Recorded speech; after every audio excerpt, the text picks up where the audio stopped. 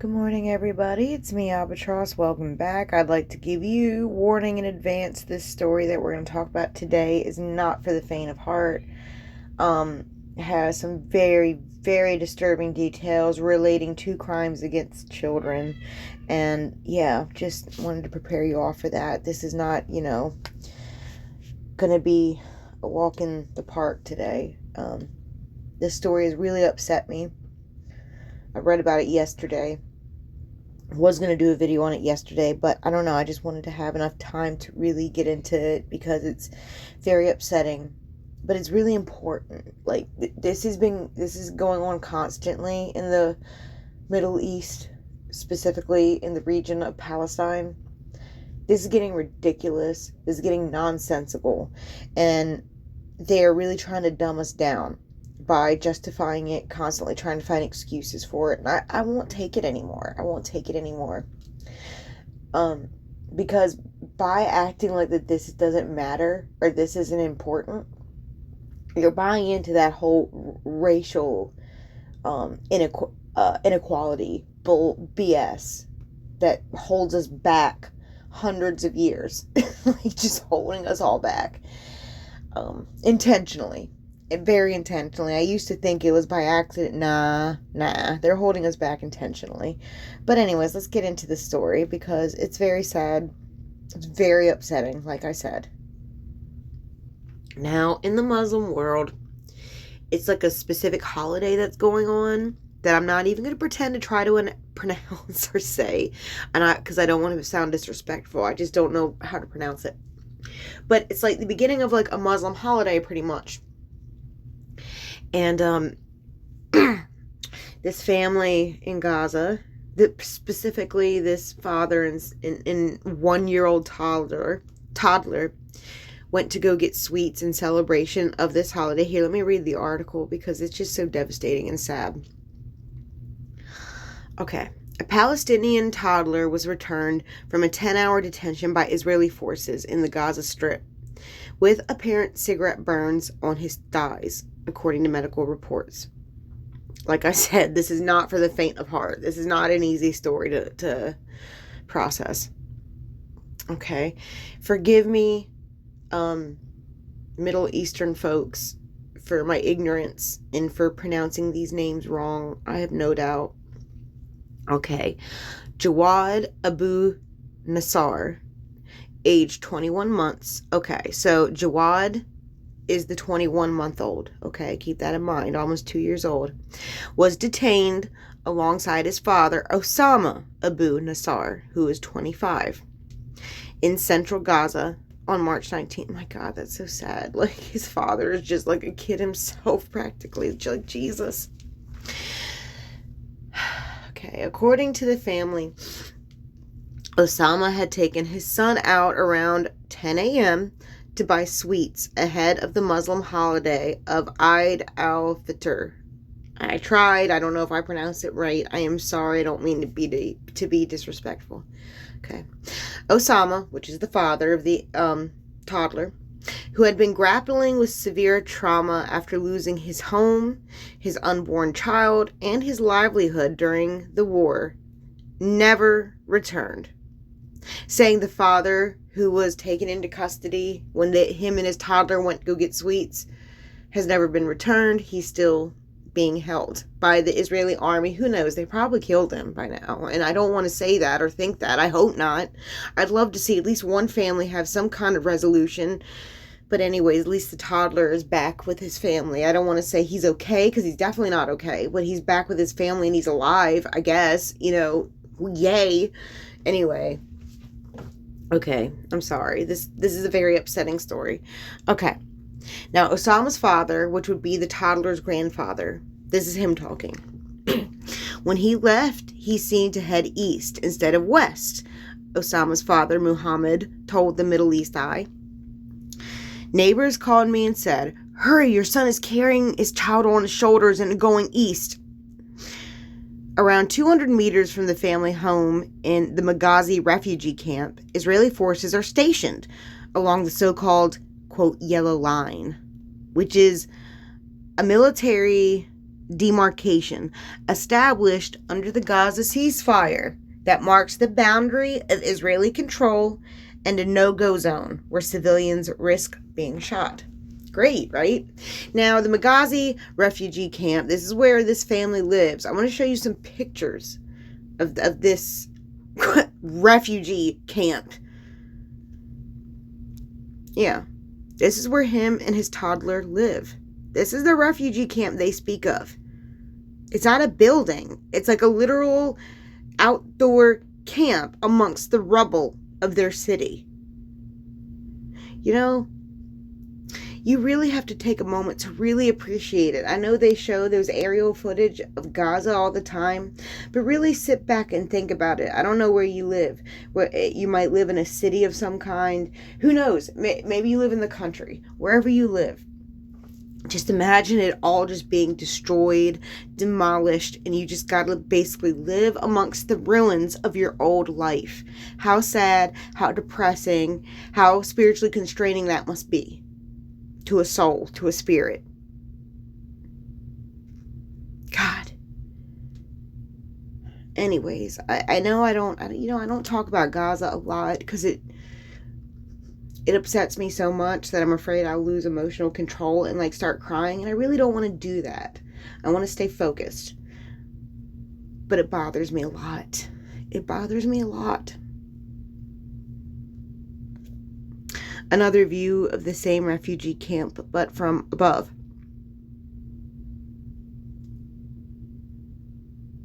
God, I just get teary-eyed every time I see it, every time I look at it. Like, I don't know how anyone could ever defend this. I don't care what happened on October 7th. That was like a small group of individuals. You come to this place and ruin the homes of innocent people. People who already were living in not favorable conditions to begin with. Then you demolish what little bit of shelter they do have. It's horrible. Anyways, let me get back into this article because it's very upsetting. Yeah, it's upsetting. Okay. When Muhammad, who is the grandfather of the toddler, rushed to follow his son, neighbors told him that Osama had already reached the area. Osama, whose home had been destroyed in an Israeli bombardment, had been living with his wife and their only child in his family's house. In recent months, his wife had become pregnant but lost the baby amid the hardships of the war.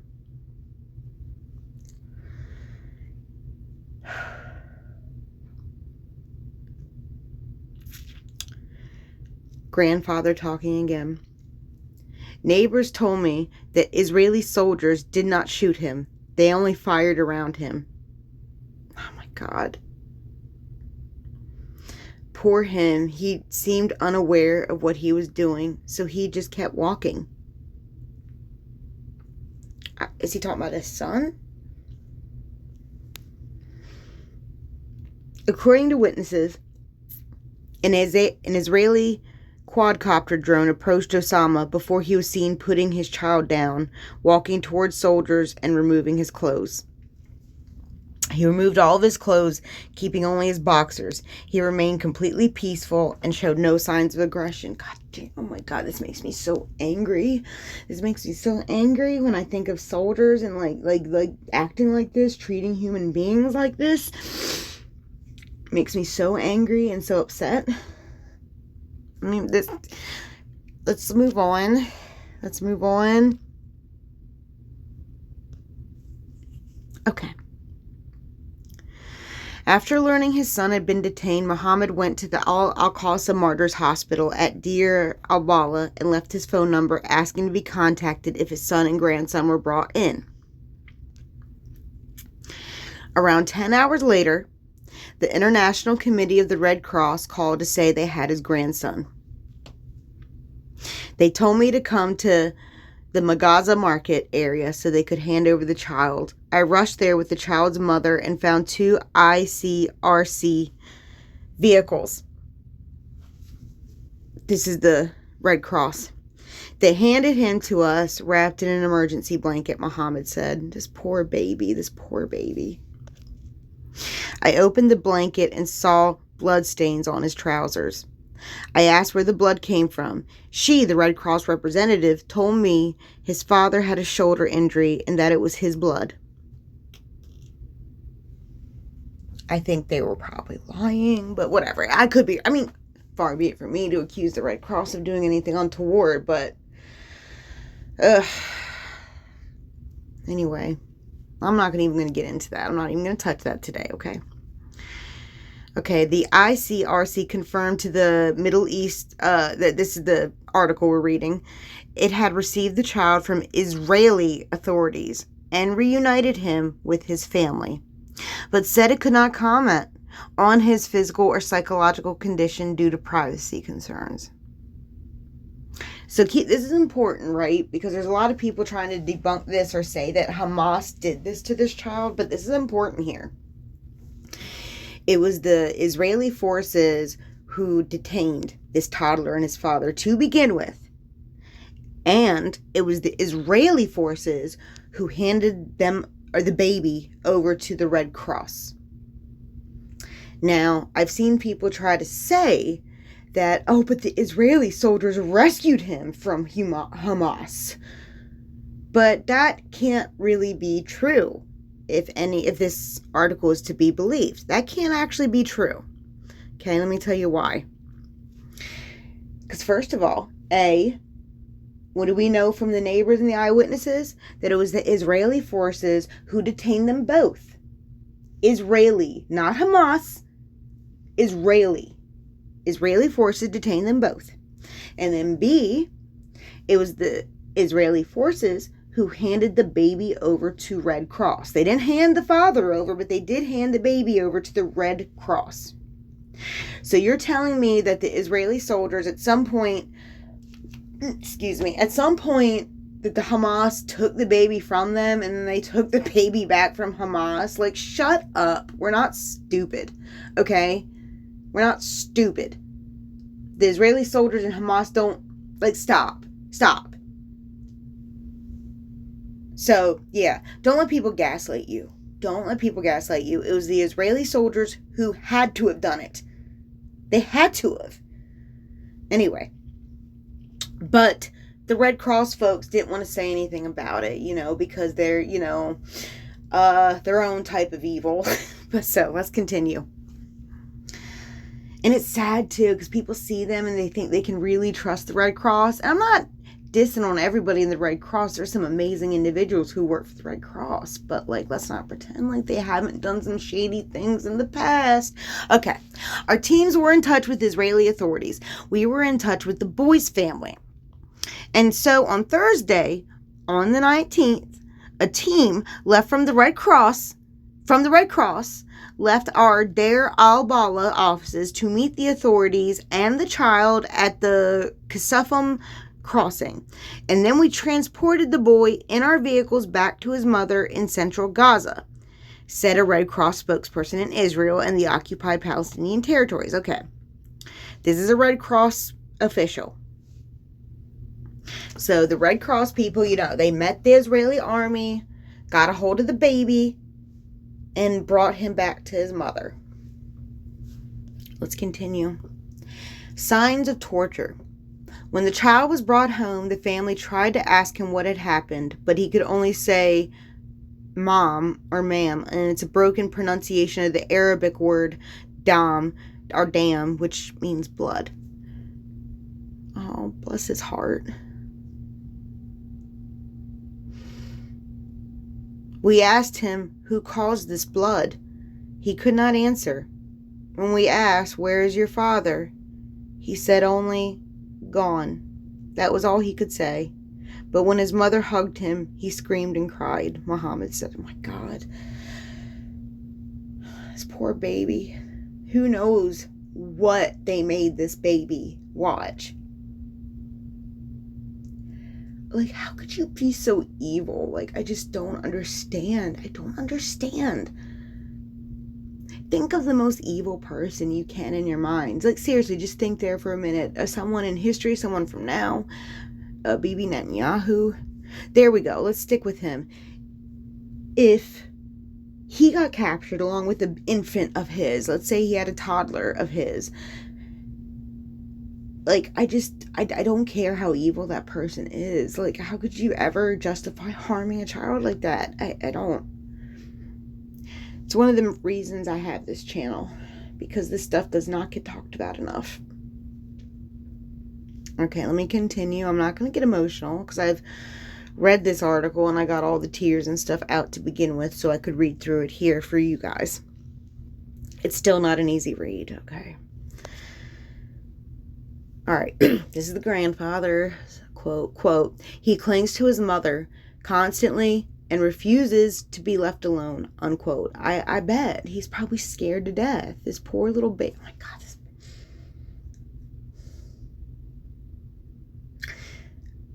Like I said again, this is another tactic they do, this trauma stuff. They're obviously intentionally traumatizing this baby. Like, I don't. Just wait, we're about to get into his injuries. We're about to get into his injuries in just a minute. Okay. She removed his clothes and found wounds on his body. Stop for a minute. I gotta stop for a minute because this is really what makes me mad at the Red Cross.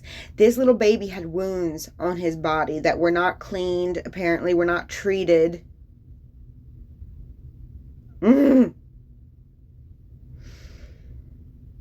Okay. She removed his clothes and found wounds on his body. There were burns around and behind his knees, as well as another wound caused by a nail or sharp object, with both an entry and an exit wound. The child spent the night awake and crying. The following morning, his family took him to the hospital.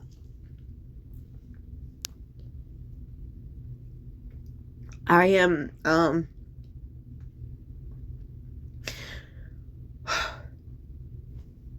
I will never stop talking about stuff like this, about these kids.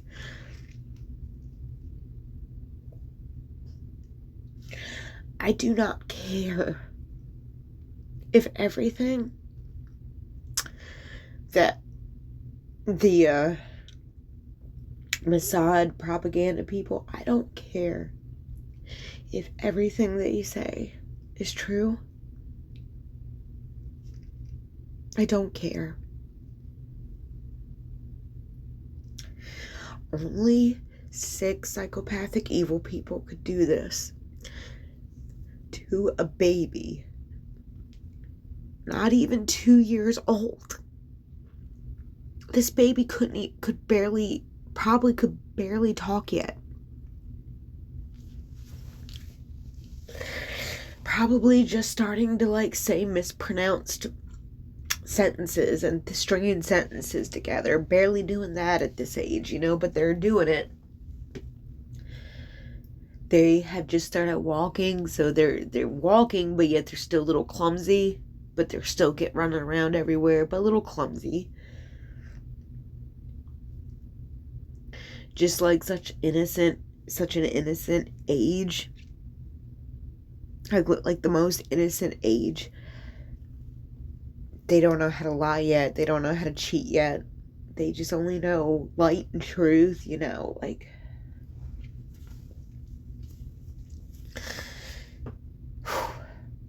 And I already have a feeling that they probably, whatever they did to this baby, I have no doubt, they probably did this in front of his father, if I had to guess. Okay. I just had to stop for a minute and really explain how evil this is. Okay. The child obviously spent the night awake and crying. The following morning, the family took him to the hospital. And before you sit there and say, well, why didn't they take him right away? Well, because in Gaza, I'm sure you would only go to a hospital if you absolutely had to. Because remember how many hospitals were bombed and destroyed at very critical moments. So, obviously, they wouldn't want to take him to a hospital unless they absolutely had to. Okay. This is the grandfather talking again. It was the first day of Eid, or Eid. I'm sorry. I'm sorry. I mispronounced that. But it wasn't for us. We took him to the hospital where 2 doctors confirmed the injuries were not caused by shrapnel or other ammunition, but were consistent with signs of torture and cigarette burns. Unquote. This was his grandfather talking. The Middle East Examiner reviewed photos of the child's injuries taken shortly after he was admitted to the hospital. And I'm not going to show those pictures on here. You can look at this article and see them yourself, but I'm not going to show them on here. Shortly after he was admitted to the hospital, showing a deep wound to his calf consistent with a sharp object, with both entry and exit points, as well as marks consistent with cigarette burns.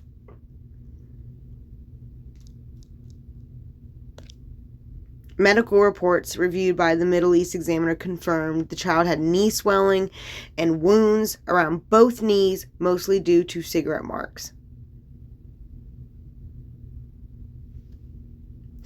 There were some people on the internet trying to say it wasn't cigarette burns, but if y'all know what a cigarette burn looks like, if you know, you know. Yeah, they were cigarette burns. For sure. I think, in my opinion. They certainly look like it to me. Muhammad believes Israeli soldiers may have mistaken Osama's psychological state and attempted to pressure him by harming his child. When this yielded no result, he said they released the boy.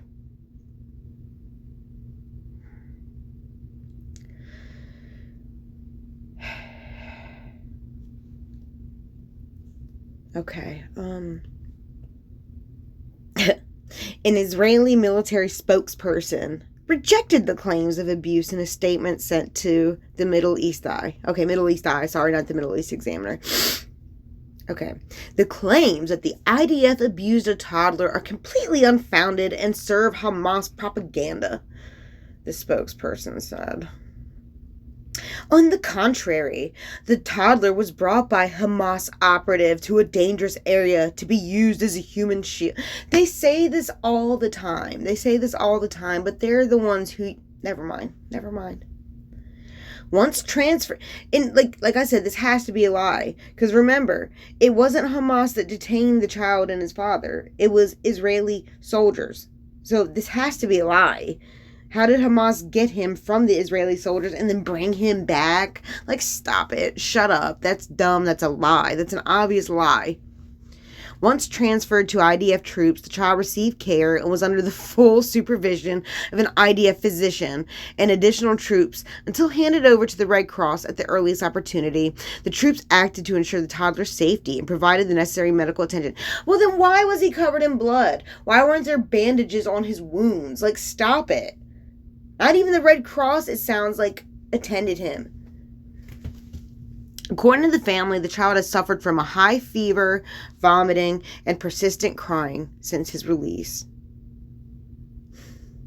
Those wounds probably got infected, and I really would like to think and hope that the hospitals there still have antibiotics. I don't know. But puncture wounds like that usually do need some sort of antibiotic, because it's not like you can clean thoroughly these types of wounds. Oh my God, this poor baby. I am so sick of the violence, guys. I'm so sick of the violence of people getting maimed and mauled. I'm sick of it. Alright, since the ceasefire agreement in October, dozens of Palestinians have been killed, injured, or detained by Israeli forces near the so-called Yellow Line, which covers around 60% of Gaza's land. Many of those released have reported being subjected to torture during detention. So it was after all of this, they took even more land. They took almost half of their land again.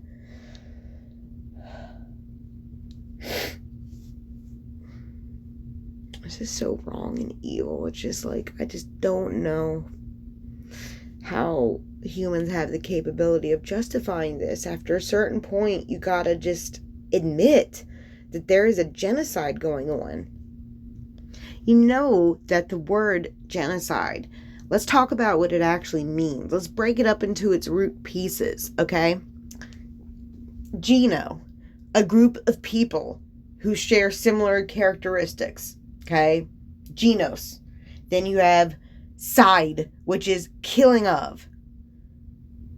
So basically, if you're killing people because they're part of a certain group, and you know what I mean, that's genocide.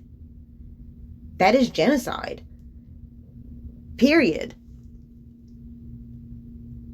When you target people due to their race or religion or for a specific reason such as that, a whole group of people, that is genocide. If you have a flower club down the street that has 10 people in it, and then your neighbor's like, I don't like those flower club people, those flower club people, that would be, and then they go to kill them all, that would be a form of genocide too. It's similar to like what serial killers do on an individual level, except it's a group of people killing another group of people. You know what I mean? We gotta stop complicating these definitions. They are not complicated. They never were complicated. If you look up genocide, Google will try to complicate it. It'll say it has 5 characteristics that must be met in order for it to be called a genocide. And that's not true, Google. It's just simply not true. You break down the word to find out what the word means. And when you break down genos and side, there's nothing in that word that has anything to do with the 4 pillars or 5 pillars of genocide. That's the dumbest bullshit I've ever heard. Someone went on there and obviously tried to mess and tinker with the definition to try to fool people and manipulate people. I don't know when they did that, if it was this genocide or the genocide 10 years ago or the genocide 10 years ago before that. There seems to be a genocide every 10 years though. Is it just me? No? Yeah? Anyways. But this is 2026 now. This has to stop. This has to stop. And I refuse to believe that this is just the way it is. People are just going to keep killing each other. And there's just always going to be a war where people's killing each other. There's just always the way it is. I don't believe that. People in general are not psychopaths. Okay? There are psychopaths in society. And unfortunately, they seem to be the ones running the world. But people in general are not psychotic like that. Okay? So I refuse to believe for a single moment that we will just always, this is just an inevitable future. We're always going to be in war. We're always just going to be killed. I don't believe that. I don't believe that for 1 second. I believe just like when we could end slavery, we're going to end this. You know what I mean? I do. I honestly do. We're capable of doing better. We're capable of changing. We've been doing it for thousands of years. You know what I mean? Adapting, evolving, changing. We can do it now. We got to stop killing each other. There is obviously an outside influence. I don't know what it is. I don't know, like I said, if it's what David Icke says, if it's just some kind of interdimensional being that these elites are worshiping, or if it's a reptile, like what other people say that they're all worshiping. I mean, the result's still the same. They're still trying to kill us all off. It's something trying to kill off humanity. And I say this every single time. Let's say if the people who are trying to perpetrate these genocides, let's say that they are successful. Let's just pretend hypothetically that they're successful for once in history and they actually completely and utterly destroy an entire group of people. An entire group. Let's say that that country, let's say they're successful. They take over the whole Middle East and let's say they genocide the whole Middle East. Let's say they're successful. Do they really think that they wouldn't be next? Seriously. The thing that is using them to kill humans obviously hates humans. They're humans. They think they're just going to get some kind of weird special treatment from an evil murderous being. It's not lying to them somehow and isn't going to consume them too the minute they succeed. It's wild. It's really low IQ if you think about it. Obviously you would be next. Obviously you would be next.